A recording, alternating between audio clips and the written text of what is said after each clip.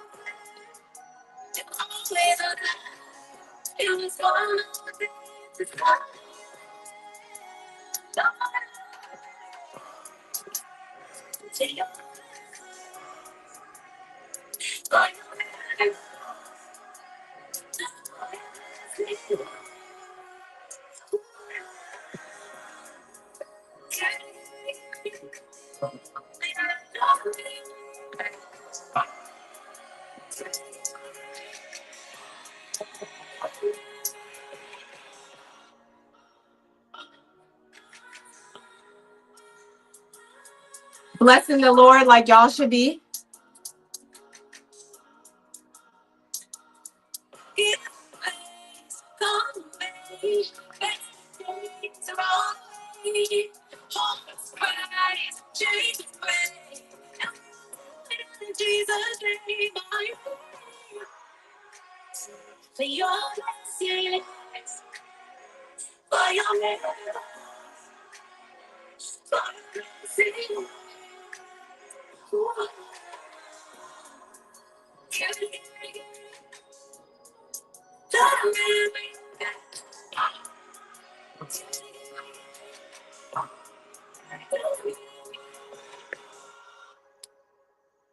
I love that song so much. Like, get ready for your blessing. The Lord has been telling me to stay away from a lot of y'all, honestly.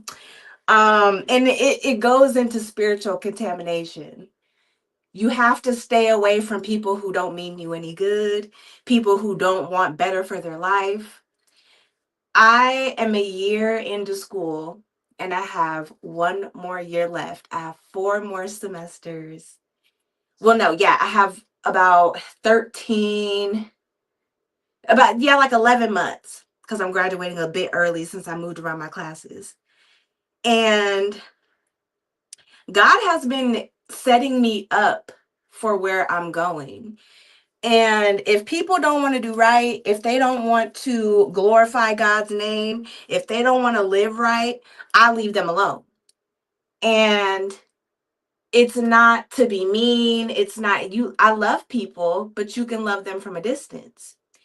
The way that my life is going, I am thankful that God has removed people out of my life that meant me no good. All of that gossiping, all of the doxing, dragging people's kids, calling the state, that's not cute. That's not of God. And I don't want any parts of it. And people will sit around and stay silent, and your silence is partaking in it. We claim that we love God, we claim that we want better for our lives, but faith without works is dead. So if you're not trying to do better with your life, that's like a person saying, I have depression, I want to feel better. But instead of them getting up, changing their sheets, changing their clothes, opening their curtains, and letting light in, they continue to lay in their bed all day. You cannot cure yourself of depression just laying in the bed all day. So because I know that God has separated people from me, He has separated men from me that have lied and said that they are for the Lord and all of that, and come to find out they're in the world just like everybody else. And when you are set apart, you tend to move differently. Not everybody's going to want to hear that. because y'all want to sit in your sin. You want to sit around people who don't have anything good going for themselves and then claim that you're above the fray. So it's confusing. Everybody claims that they love God until it's time to show that they love God, and none of y'all are fasting. If I was to ask a lot of these sectors, when is the last time you went on a fast? When is the last time that you denied yourself in order to get close to God? And I don't understand how people expect to be blessed when they are sending out curses all day. So, in order to remove myself from it, I just don't I don't indulge. I don't participate.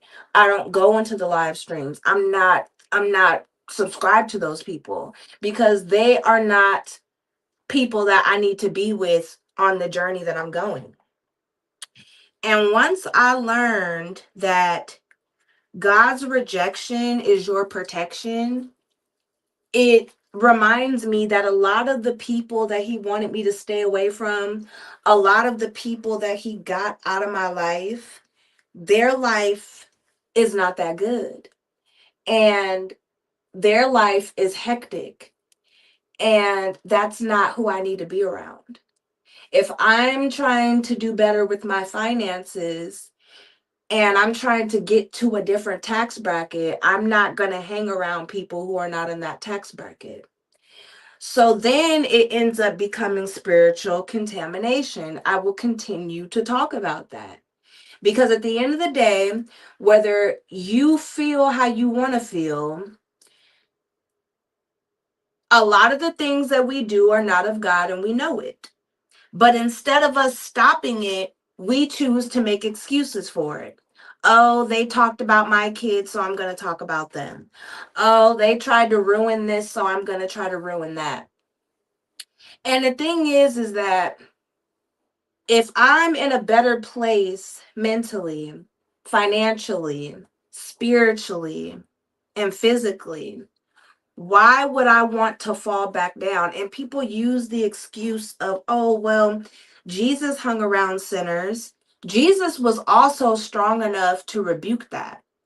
And if I'm still being taught about my faith, if I'm still trying to figure out how to rebuke things, how to pray against things, how to change my circumstances with prayer and fasting, I don't need to be around people that discriminate or that are distractions.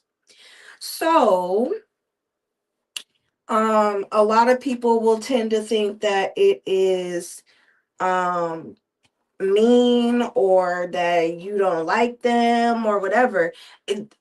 It's not about liking them. It's about the simple fact that my soul is more important than your feelings. My soul is more important than you being comfortable. And my soul is more important than you. It like it really is that. It's just as simple as saying that. My soul and my salvation is more important than having friends. My soul and my salvation is more important than having a man in my life. If people understood that it's not about somebody being ugly, it's not about somebody not being able to get a man. The thing is that I don't want any man. I want the man that's meant for me. So if that means that I have to consecrate myself, be celibate in order to stop myself from taking dick. We're just gonna be honest. In order for me to stop myself from taking dick from random niggas that don't have anything going for themselves, they don't believe in God, that is talking about being unequally yoked. So I rather save myself, not have sex, not entertain a lot of these niggas because they are not going where I'm going. And in order to stop myself from being set up and looking stupid and crazy, praying, oh my gosh, I wish this man would find the Lord. Oh, I wish that he would do this. I wish that he would do that. That is why I am single. That is why I am finding my worth in myself, because once you start to do that, certain types of men don't even look my way, and I'm glad. God's rejection really is protection. If I'm trying to live my life right, what sense does it make to be with a hood nigga that is still dealing drugs and in the gang? That's not that's not going to do anything for me at all, especially as a social worker who's about to graduate. So, the simple fact is that, do people love God more than they love dick? Do people love God more than they love themselves? And the answer seems to be no. Because a lot of people will sit up and say that they love people, that they see them, like, I'll take this boy that I was talking to, for instance, right? I should have known that there were red flags anyway, because most of the men that, well, actually, I've only ever been in 3 relationships, and every single one of them were people that I met online, that I had an inkling not to talk to, and I still went against my better judgment. And every single one of them have shown me why it is not smart to go outside the will of God. It just is what it is. And every single one of them are dealing with shit that I don't necessarily want to deal with. But had I not prayed, had I not asked for understanding, I would probably be one of those people stuck with a baby by one of them, stuck in a miserable relationship, instead of allowing God to bring my person to me. And with me being by myself for a year, almost 2 years in May, I've learned a lot about myself. I've learned things that I'm willing to tolerate, things that I'm not willing to tolerate. I've learned deal breakers. I've learned how to pray, because marriage is a ministry. And if you are with somebody that cannot pray over you, if the man is supposed to be the head and the man don't even want to pray, what good is that going to do for your relationship? There are a lot of people that will try to switch it around and act like you're crazy and, oh my gosh, you're just doing too much. No, what it is that you do not want discipline. You want to still do what you want to do. So then as soon as somebody addresses it, you want to try to make the excuse that, oh, they're trying to change me. Like, okay, so my ex, for instance, he runs a business. Don't really know if it's his or not, but that's neither here nor there. And instead of him realizing that what he was doing was setting up a foundation for mistrust, and instead of him having discipline and even understanding that there are certain things that I shouldn't be doing. If you believe in God the way that you claim, you shouldn't be on a game trying to have threesomes. You shouldn't be on a game where you're selling drugs. But again, people will try to make these excuses that, oh, well, I work all the time and it's fun to me. It's fun. It's a sense of escape from reality. That lets me know a lot of things without saying much at all. It lets me know that you don't have discipline. It lets me know that you will use an excuse to be in sin just because it's an escape from reality. Not even realizing that if you are meeting someone and you're building something with someone, how they start out is how they are going to finish. So if a person can't even be trusted with being on a game device and being in 5M chats and all the rest of that, doing gaming, and they can't even be trusted or understand that what they're doing is crossing a spiritual line, and they want to change it around to, oh, you're just overprotective, and you're just crazy, you're just jealous. No, what you're doing is You're allowing the enemy to come in and distract your mind. And instead of you realizing that you are the problem with that, you want to try to be a narcissist and make it seem like it's someone else. I had another man from Dallas do that.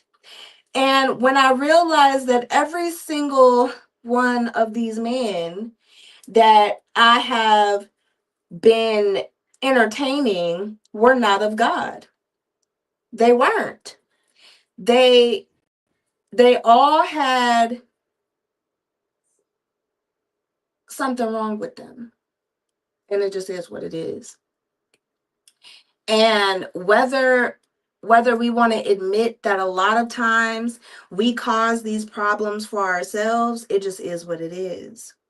So my stupid ass, I'm when I'm in, I'm all in. So I'm sitting up here imagining a life, helping this person out. I imagine myself praying over them. I imagine myself going to Disney World with them. I imagine myself being the anchor and the rock that they needed, when in all actuality, the anchor and the rock that they need is God. And because they do not have God in their life, that is why they are the way that they are. And with me finding my faith, with me finding God, I don't want to be tied to people like that. And I realized that them breaking up with me was the best thing that ever happened in my life. And I thank God for that. Because then it means that I won't be subjected to feeling crazy. I won't be subjected to them trying to promote something that is not of God. When you have a man sit up there and say, "Oh, everybody has a little bit of this in them," and "Oh, I would love to see you in it," you are not of God. And if you see that a person is trying to live their life right, why are you trying to divert them from God? It's just weird. And these are the same people that say that they love God. But behind the scenes, their life does not show it. It doesn't. This is the same person that, takes their mom to church, and they're from Alabama, so they go to church and they do all these things, right? But at the end of the day, they're literally fornicating and fucking bitches through the damn game screen, being weird, being disrespectful to their so-called girlfriends and everything else, and then I'm supposed to take them seriously, right? So I thank God for getting me out of these situations. I thank God that I never gave these men a chance to meet my child. I thank God that I never gave these men a chance to come into my house. I thank God that I never gave these men a chance to have my body, because then that will be a covenant spiritually with the motherfucker that I'm not even supposed to be saying hello to. It just is what it is. And then you have a deeper problem where now you have a soul tie with the person that is demonic. So I take all of that with joy, with joy. Especially when it comes to like people like my ex, where when people start to see God in you, they will they're drawn to that. And I used to think that that was a good thing, but it's predatory in a lot of ways.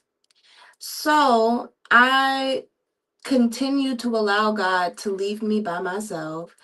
I continue to allow God to give me discernment when it comes to men and women that come into my life.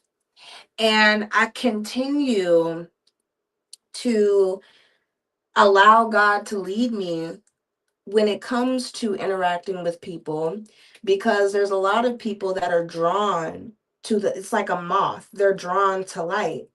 And it's not necessarily that they're there to change. They don't want to see your light anymore, so they do all types of things to distract you. um So I thank God for understanding. I thank God for the ability to know that, okay, this person wasn't for me. The fact that they can sit up and lie blatantly to my face, the fact that they can sit up and not have self control, those are none of the fruit of the Spirit. Okay, joy, peace, self control, long suffering, gentle kindness, those are not fruits of the Spirit. So when someone says that they believe in God, you don't trust what their mouth says. You trust what their actions bring. You test the Spirit by the Spirit. And when you start to realize that majority of men do not walk with God, majority of people don't walk with God, it makes it a lot easier to let go of people, honestly. Um, it makes it a lot easier to say, God bless and good luck. I had a man uh by the by the name of Volante. He was from Dallas. I had this man literally try to switch things around and use reverse psychology, trying to make it seem like I was wrong because I told him we're not going to keep having conversations about sex. That's not what we're doing. Then once you start to ask people questions, you start to quickly realize they don't even believe in God. They don't even believe in God. And I do not want to be attached to a person who does not believe what I believe.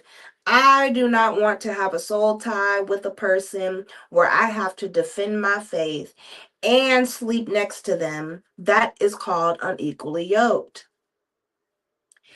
And I thank God for understanding and allowing me to learn that there are going to be sheep, there are going to be wolves in sheep's clothing, and I have to use discernment. Now, back when I was dating this person from Alabama, I was freshly into giving my life to God. So I didn't have all of the discernment that I have now, and I don't even have all of what I am going to have, but I have enough to know that majority of the men who, and what's funny is that you're not going to find a man on a dating site. You're not going to find a man of God on a dating site. This is not how it works. So when I started to realize that the man that is for me, the man that God has for me is not on Tagged, he's not on a dating site. He is out in the world doing the work for God. And when I start setting myself up to be in those positions, that is when I will meet him. And if I never meet him, I'm still going to be okay because God has made sure that I have been okay this entire time.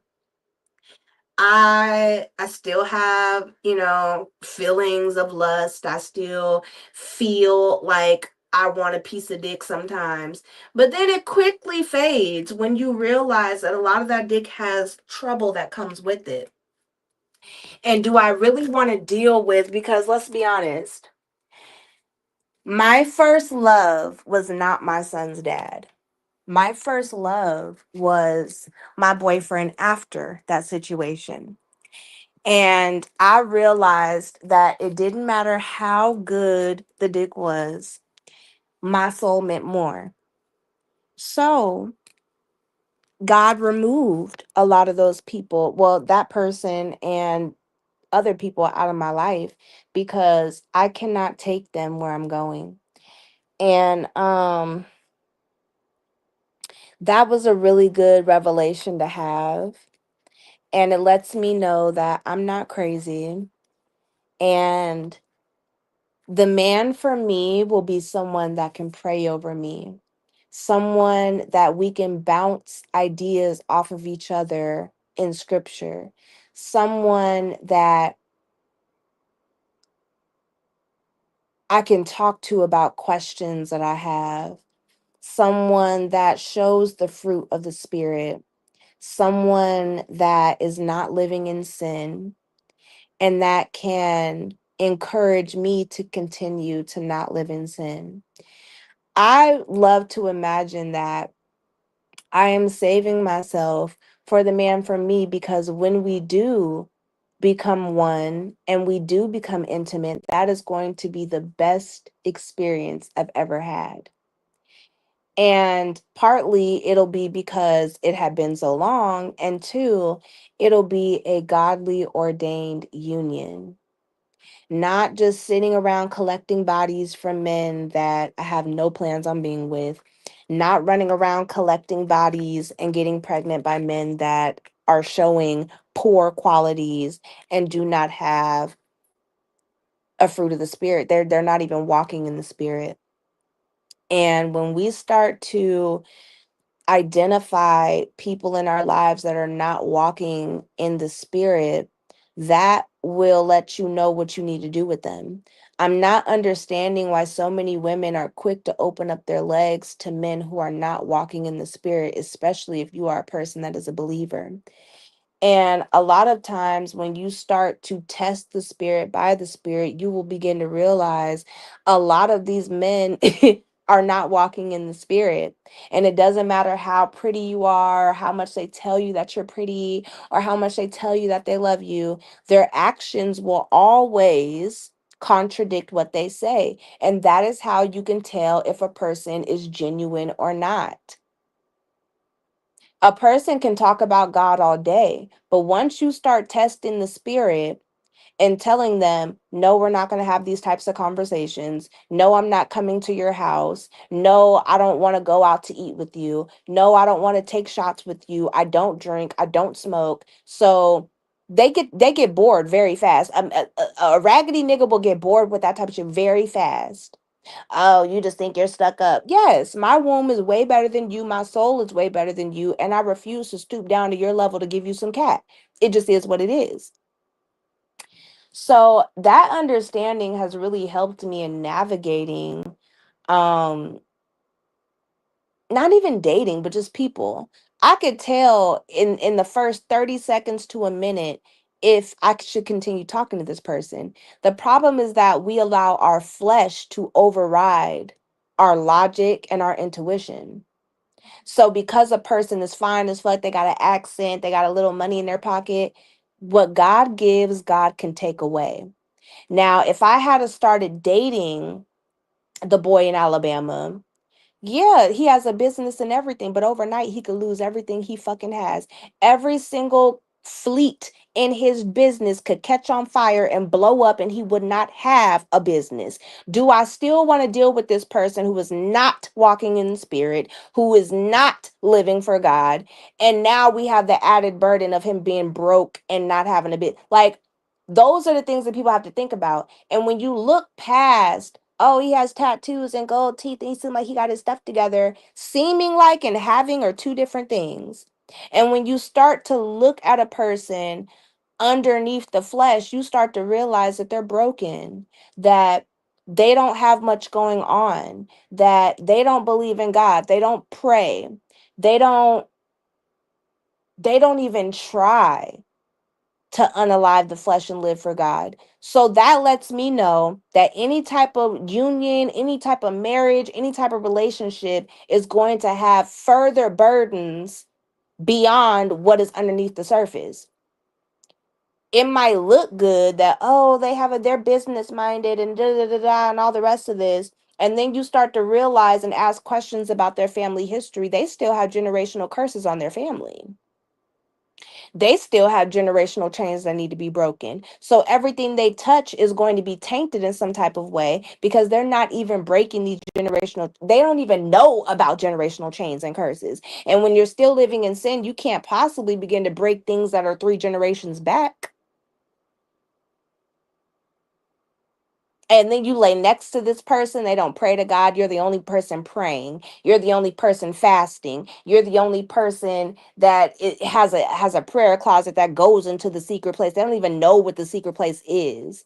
And you want to be married to that? Absolutely not. So, I've learned a lot. I've learned a lot about people. I've learned a lot about myself. And I've learned that where I'm going, most of the people that were in my life could not go with me. And it just is what it is.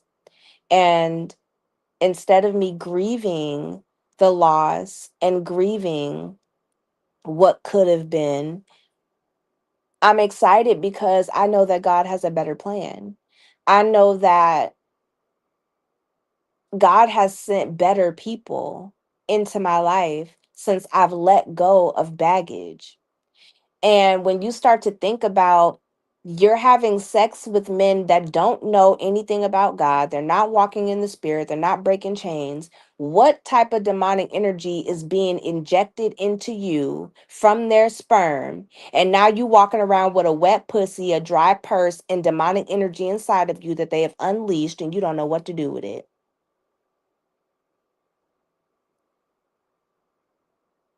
Like it's crazy to think that you can meet a man or meet a person, they have all this shit attached to them. You let them enter you or you enter inside of them, and now a week later, you done lost your job, you done lost your home, your health is failing, you got sick, you got a disease, you got this. But had you used discernment, you would have never let them that close in the first place. And my thing is trying to identify stuff before it happens. Instead of me going and giving my pussy to whoever just because I feel like I want to have an orgasm, that's going to open up extra doors now. Now I'm going to have a soul tie with a person that I don't know what their family is like. Their father's not around. If I had, and that's what I mean, like, we're literally letting energy inside of us from broken ass people. And then we wonder why our lives, our marriages are broken. Our kids are being subjected to stuff because their bloodline is fucked up. It just is what it is. So when you start, if, as a person like me that has both of my parents have been married for 31 years in January. Why would I want to allow somebody that has not healed their generational curses to come into my life so now they can try to disrupt and distract what I have going on? There are a lot of people that they don't know how to be good husbands because they weren't taught how to be a good husband. Their mother didn't have a husband, their mother had random men around them. So that opens me up to demonic energy. Instead of just leaving them alone, leave broken people where they're at. Allow them to be in their brokenness, but away from me. Pray for them and pray for a distance. That's just what it is. Because I'd rather do that than be intertwined with them spiritually. And now I already have my own generational stuff to deal with. And now I have to deal with them because we have a soul tie. Now I have to break this soul tie. Whatever demons were attached to them and my own stuff. Absolutely not. Absolutely not. And I wouldn't care how cute somebody was. I've had some of the finest men where other people are like, he's so fine. Like, you better not lose him. I don't give a fuck about losing that man.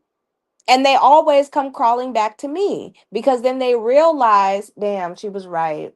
Or wow, I was chasing someone else and realized that what I needed, I actually could have got from you. But because you burned that bridge, it just is what it is. So I've learned a lot. I continue to seek God in everything that I do. Um, and I honestly am starting to have a lot of joy in the journey. Um, I don't know. I feel a lot better than I did last year, and I definitely feel a lot better than I did the year before. And only God can do that. And so I continue to cut off people who are not walking the way that I want to walk. I am trying to get encouragement, and I don't want to be around people who are energy vampires. They interact with demonic energy, and then they try to claim that it's entertainment, or, oh, well, I'm gonna do what I need to do to get money for my family. If that's the only way that you know how to get money is by coming with gossip and mess on an app, then you need to find another way to get money. So, I have some homework to do, and yeah, I love you guys.